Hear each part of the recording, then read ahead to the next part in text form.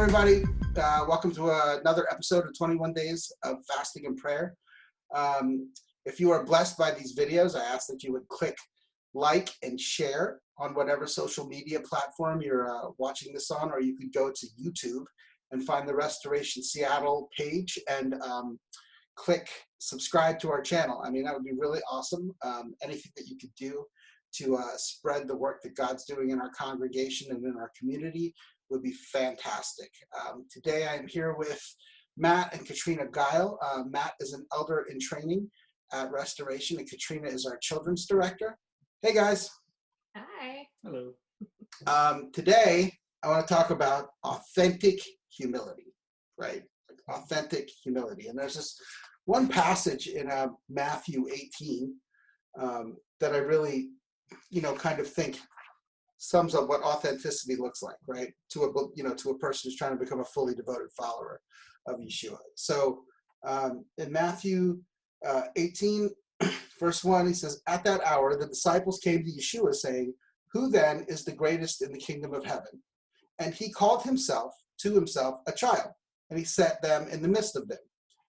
And he said, 'Amen, I tell you, unless you turn and become like children, you shall never enter the kingdom of heaven.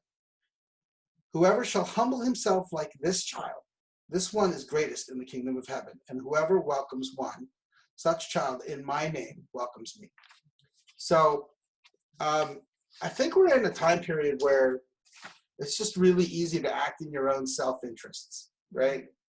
I think people naturally, have a tendency to do that anyway. But with the virus, with being in lockdown, with people's, kind of uncertainty, feeding their fears and their anxieties, the next thing you know, you have a mountain of toilet paper. You're like, more, I need more. It's my precious.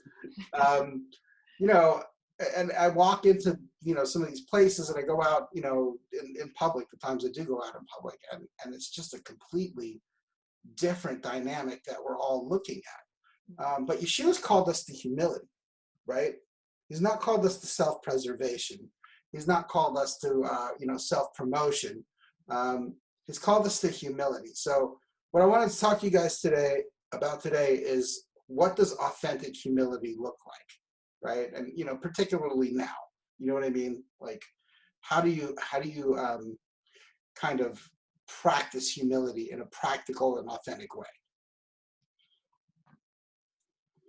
And go. It's a big question. I think this has been an interesting time where it's unifying because we're all going through it together, but we're all responding in very different ways. And it's been a test in so many ways. And I think in cycles too, right? Like, there are times where I definitely feel like I'm only going to take care of myself, or I'm only going to take care of my family, and keep everyone away, so that I have control over that. But I can only withstand that for so long. Just thinking about like childlike humility, we have 2 very little kids, which it makes things just a different level of challenge during this time. And I think of kids as like innately selfish, like they're born selfish, but really our 3-year-old is probably he's selfish, right? Like, he's 3, but he is one of the most kind, giving souls that I have ever met. I really like that kid, by the way. Yeah. He's super fun. Jack is super fun. He's like, he just always amazes me with the things he says. Yeah. He's smarter than his peers, Very precocious. Yeah. I mean, observant, right? Like, really very observant. Yeah. And so this time has given us a unique time to like spend with our kids and watch them, and we're trying to shelter them and keep some, keep some of the fear away from them. I mean, it's hard to keep like a semblance of normalcy, right? Yeah. Because you were not home all the time and now you are, Yeah, and they're like, what are you doing in our lives? Like, you were supposed to be going to work and now you're here all the time. And right. Then one day he starts going around the house saying coronavirus, or taking a piece of paper, putting it across his face and talking about his mask. Yeah. Right. Things a 3-year-old should not have to worry about. Yeah. Well, I mean, it's weird because the dynamic is just flipped, right? Like, kids are observant. I think they have like they have you're trying to feed me a scam. Their meter for that is very high, right? And especially some of mine, they're like really quick to find out when I try to fudge the truth, right? Yeah. Like I just wind up kind of digging myself in a deeper hole with them. And out, well, what about this? Well, what about that? What about this? What about that? They're too old for snacks now, right? Like, it's just, here's you want some goldfish? Like, what do you mean we don't have any more cake? I'm like, right. I don't know. It just isn't in the house anymore. Well, who ate it? I don't know. What do I got to talk to? It was done. Yeah. Yeah, I mean, kids are like a really good judge of character too, right? And so, like, thinking about the authenticity, they really pick up on people who are genuinely interacting with them and care about them. I think that's what he's saying in the passage.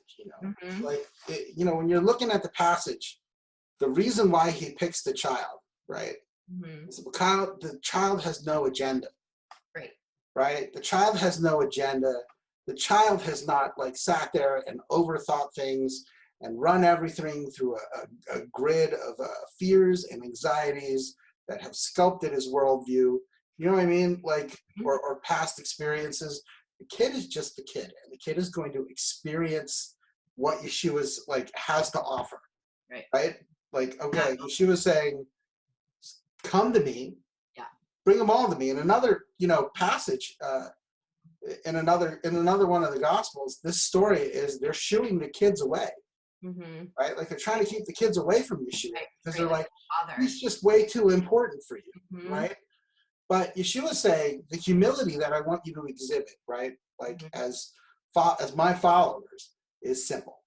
It's a very simple, like unpretentious, kind of genuine humility. Like, the word we use in our, in our culture now is authentic, right? We like throw authentic around on everything, but Yeshua actually is looking for authentic humility in us.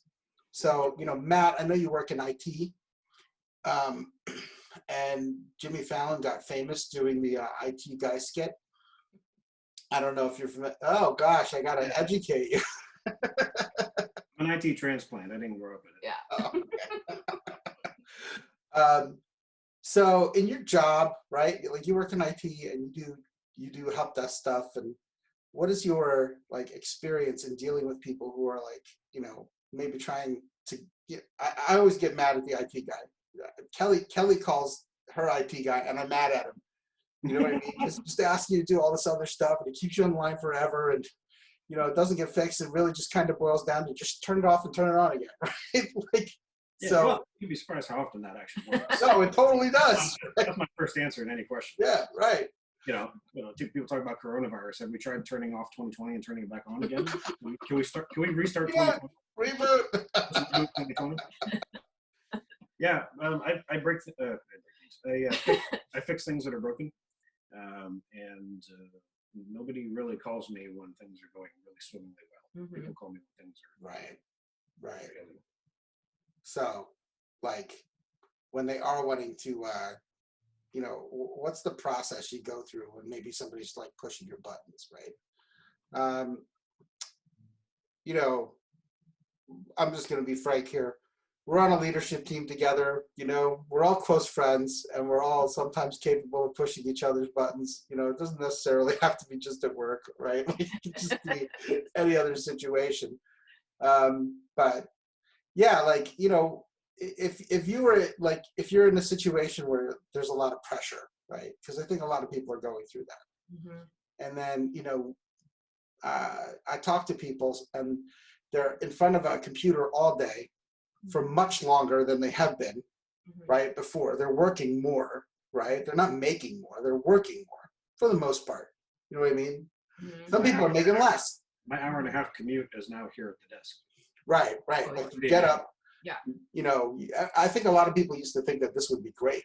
You know what I mean? Don't get me wrong, I enjoy it. Yeah. But it's harder to turn off, right? Right. Like I find myself answering emails late and, trying to get to things late. And I'm usually fried. Just in case, Yeah. Yeah. I mean, like, so, I guess what I'm trying to ask you is, like, both of you, don't feel singled out, Matt, is like, what are some ways that we can kind of default to humility when we're in the middle of, a stressful situation, right? So the kids are there and they're screaming in the background and you're trying to do your job and, your wife is looking at you or your husband's looking at you like, could you just take care of this, right? Because I'm trying to do this thing here, right? And they're all important. Yeah. You know what I mean? And at some point, the stress starts to like kind of build up inside of you and you want to go, you know what I mean? And, you yell at the kid or you yell at the husband or you get in an argument or, some people like don't do that. I'm a yeller, but, my wife is not, right? So she'll just shut down and, internalize everything. So how do you deal with that? Right? Like you don't have to give me like the perfect answer, but what are some things that you do that kind of help you deal with the stress in the moment that might be causing you to kind of default away from humility? Well, for one, I think working as a team, particularly for married couples, is important because we can, we can bounce off of each other. So, Katrina's running a meeting, I can take the kids or they'll come in here and play with me. I'll have something I got to pay attention to and she can go watch the kids. I find sometimes actually, because I tend to be task oriented and I can like dive head into something and kind of get lost in it. It's sometimes when the kids are yelling, like that's a good excuse for me to actually divert and take a break from what I'm doing. Right.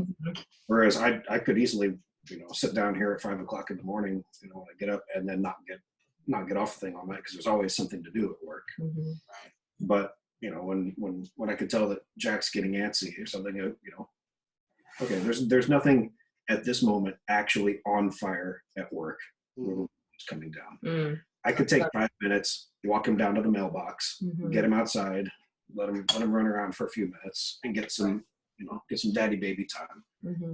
I can actually afford to do that. Yeah, well, honestly, that's a good break for both of us. Yeah, you're doing it for him, but it winds up being good for you. Yeah. Right? Like, because, if it was just us, we just sit there at the computer all day, like you were saying. I could easily get lost in all. Right. Yeah, it's the same for me too. And just like, I think we're both trying to keep an ear out for those subtle signals. And so I could tell like Matt was getting a little antsy today. And so I went out for a walk. I needed the walk also. Jack really needed a walk. And so just like, okay, I can give him like 20 minutes of quiet time. He's done that for me a number of days. And so just like kind of taking a step outside of ourselves and paying attention to what the rest of our family needs. Yeah. Right. It's really good. I think you've talked in the mom study that you run about the idea of mindfulness, right? Like how, it's when we get lost in our situations or, we get lost in the idea that a family dynamic, can't change and, we're just kind of stuck, right? And we're not actually reflecting on, what we're going through or where we are, right? We lose our sense of empathy and then we don't know where anyone else is either, Right. So it's really easy for us to just kind of focus on, what I'm going through and, the things I have to get done. And everybody deals with that differently. Some people are very achievement oriented and other people are very, kind of emotionally focused. And I think they just kind of wind up in the same place, right? They wind up in the same place and they wind up saying, okay, this is how I feel and this is what I need. And, it can run roughshod, right? Like over a family dynamic or a work dynamic or something like that. Yeah, absolutely. Because as soon as you turn into yourself, that's all you can see. Right. Right. And then you just start noticing, well, what about this? What about this? Well, I'm suffering. Why aren't people taking care of me? Yeah. Really like focusing on gratitude and focusing on empathy and the people around you. Contentment is, something that is really critical for both of us. Just like finding and resting in contentment. I think I just did a video on contentment with Isaac to Oria. And, we talked about how there's a new normal and everyone talks about the new normal, and the new normal is I got to wear a mask, and the new normal is I got to use hand sanitizer, and I got to social distance for the rest of my life and all this other stuff. Are we ever going to get to go to a baseball game, right? Like, are we going to ever get to go to a football game? What does the future look like? And, my contention it was in that and continues to be is that, all right, contentment is part of the new normal, right? Because the new normal is actually an old normal. God gave us wisdom at the beginning of time to be able to deal with situations like this, right? He gave us, his words, the example of Yeshua, the Holy Spirit living in our lives, right? So it was contentment, brotherly love, and I think, the unspoken third one, because I didn't do 3 episodes on it, is humility, right? It's humility. It's saying, I'm going to prefer my my family's needs over my own without losing myself. Yeah. Right? Without losing myself, without losing my sense of self, without losing my sense of, I have to take care of myself to be able to take care of other people. Right? So what I'm hearing and what you guys are doing is it's kind of I don't know if you're aware of it or not, but it's something you're doing, right? Like, I got to take care of me, but I also have to take care of her because there are other people's needs that can't take care of themselves, involved. Right. Yeah. I mean, with our 2 little kids, like they can't take care of themselves. They're not independent. They require 24 hours of care. And I know initially when the lockdown started, I was really struggling because I felt like I couldn't breathe. Like there was just constant something like coming after me that I needed to take care of. And I think just within the last maybe week or 2, some of that has lifted. Like I just I'm starting to find some peace and some contentment with this new normal for however long it needs to be, and trying to find joy. And a lot of that has really come from just like watching my kids and being so thankful that I get to see them learning and growing every day, just the little things that they're picking up on. Right. Yeah, for all the noise and the crashing and the disturbances and all the other stuff, Jack is 3.5 years old. Ben just turned 1, and this is the longest continuous time that I've spent with him, because I would be spending 10 to 12 hours a day getting back and forth from work and work day and all that kind of stuff. And so I'd see him for an hour or so in the evening and then on the weekends. So, for as challenging as some of the rest of the stuff can be, they're both going through such developmental leaps right now that we get to sit and actually see that firsthand. Yeah. Baby Ben is on the verge of walking. Since the time that we went into lockdown, Ben went from crawling. He learned to crawl. He learned to crawl. Yeah. I remember getting those pictures. He's now like babbling and talking. Yeah. And he's on the verge of walking. And these are, moments that you don't get back that, I could have been at the office when this stuff happens. Yeah. So But maybe, I get to see it. I'm here with it. It's kind of fun. maybe like one of the byproducts of that, right, of humility is a changed perspective, right? Because, you could still be at home and still try to meet your own needs, right? And just be like, that's nice, but I got all this work I have to do, and I have to do this, and I have to do that, and be quiet, go to your room, here's the phone, stare at the phone. I mean, I'm not judging anybody because I've done that. No, we're not lying. Like, that's what our day looks like and sounds like. Yeah, no, I mean, my day sounds like, Abby, work. No, I mean, that's survival right now. Right. And the challenge is, I don't feel like I'm doing anything dynamic, right? Like, I don't feel like I'm doing the things that I'm supposed to be doing. I can't even go into the office, right? Like, I can't do any of those things. I can't meet with people. I can't do this and I can't do that. And what God handed me was a 6-year-old, right? Who does not want to do her work, So is it me being humble, or is it God handing me the thing that makes me humble, right? Like, I don't know. I mean, talk about being handed a lesson in humility. I finally realized, like, what I was struggling with so much about not being at work is I'm in a helping profession, and turns out I get a lot of affirmation from helping people. And when I'm sitting here just at my computer writing reports, I'm not helping people. And so there was like a huge part of me that was really, it was not getting fulfilled in the same way. Right.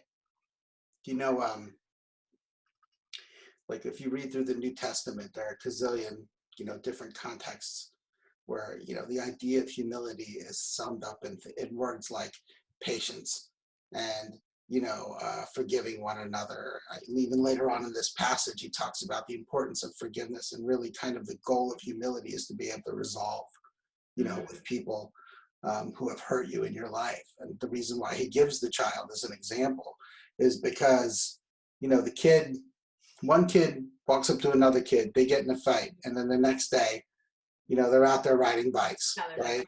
Like, they're just able to kind of move past it and move past the need to be right. And, I think, when we look at like all the kind of if we're to take all the ideas, right, of humility in the scriptures, the Tanakh, the New Testament, it kind of is summed down to like, love your neighbor as you love yourself. Yeshua said, greater love is none than this, that a man lay his life for his friend, right? Like, Yeshua dying on the cross, right? And I think, for us, and I guess it's kind of a question for both of you, right? Like, are there times during your day when you feel like, I need to kind of, make time for everybody else and make time for the Lord and everything else like that, but make time for myself, right?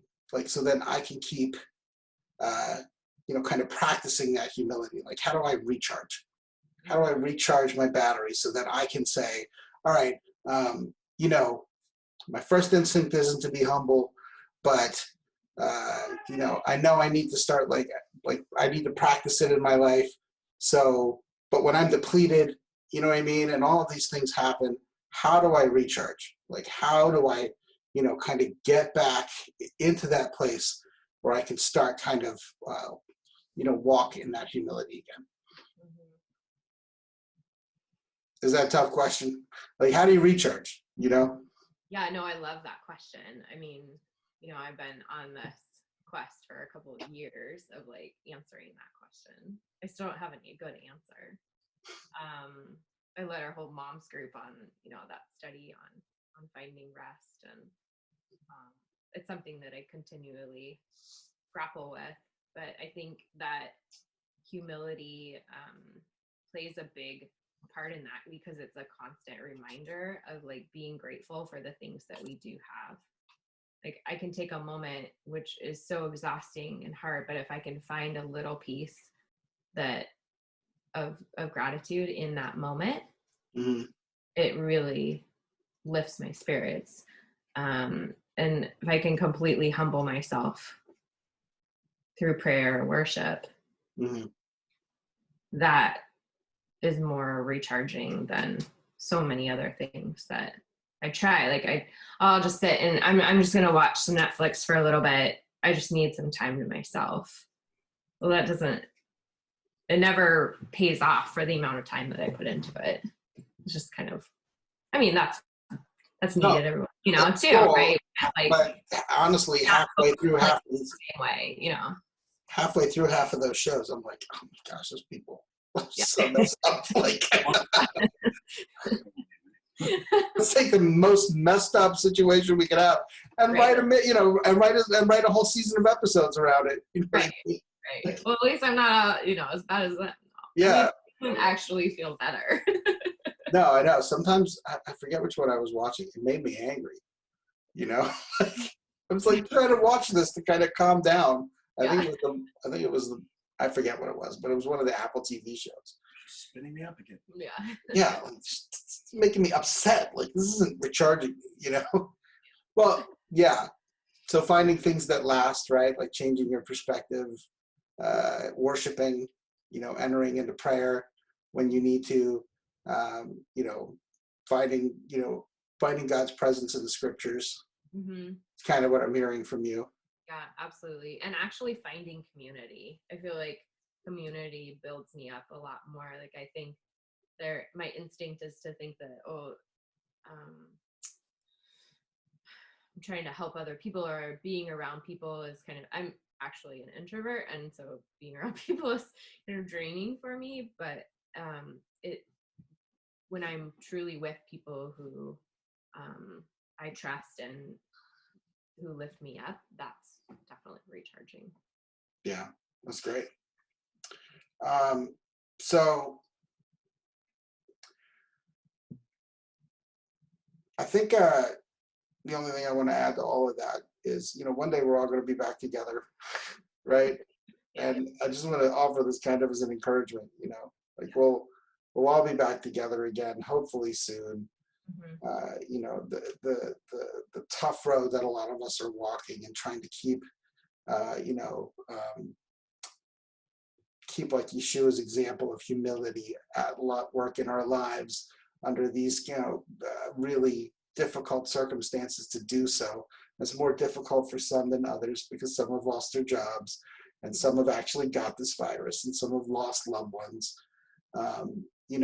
This will be over soon. Mm-hmm. I don't know how soon. And from God's perspective, this is just a blink of an eye, Mm-hmm. right? It may come back, it may not. But when we are able to kind of say, okay, Lord, I'm going to put this all in your court and I'm going to wait on you.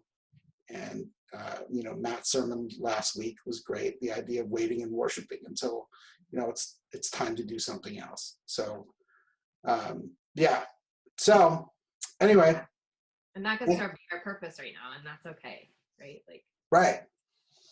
I think it's hard, it's really hard because I think we all have lives we want to live. Mm-hmm. We all have lives we want to live, and we want our lives to look a certain way. I was having a conversation with Shauna. One of those will be somewhere in the chain of this series. And the thing that I feel like the focus was on in our culture to live your best life, right? Like, I'm living my best life. I'm living my best life. I'm living my best life. But what God does in our lives and what embracing humility does is it gives us the ability to live our best lives when our circumstances are at their worst, Mm-hmm. right? So we can live our best lives when things are at their worst, Mm-hmm. right? And I think that's because of, it's because of saying, okay, you know what? Not my will be done, but your will be done, Father. Like, I'm going to trust you. I'm going to put radical trust in you.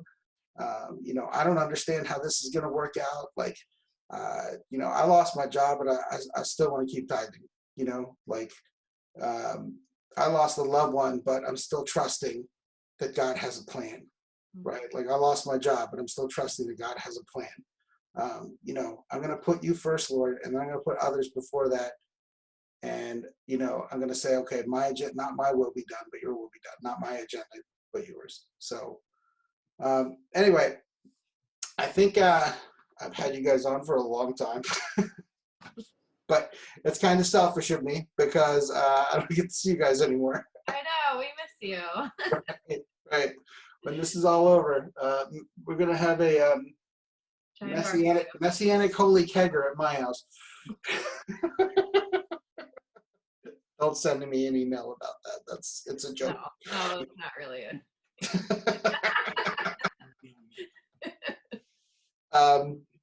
you know, whatever. So, Matt, you want to lead us out in prayer? Sure. Lord, we thank you that just in this time of uncertainty, in this time when everybody's, when nobody's really sure what's coming or really sure what to do, and all of this has moved so fast and taken all of us by surprise, Lord, we rest in knowing that none of this has taken you by surprise, that you knew that this was coming, and we know that you have something that you're doing in the midst of all of this. Lord, we just ask that you would help us to use this time wisely, this time that we have, that you would help us to keep perspective, to remember that a big part of humility is remembering that our own lives are not the center of the universe, and to remember that for whatever we're going through, that we would not forget to look out for each other, to look out for others, to love our neighbor as ourselves, to look out and take care of one another through this. Lord, we thank you for the technology and for the resources that you've given us to be able to remain in contact with people, and to be able to do things like this, and to keep reaching out, and the opportunity to reach out to people in new ways that we haven't thought of before, ways that we've never tried before, to get your word out to people that need to hear it at this time. We thank you for all the blessings in our lives, and in Yeshua's name we pray all these things. Amen. Amen. Well, thanks for being with us, guys. Really appreciate it. Yeah, absolutely. And we'll see you next time. All right.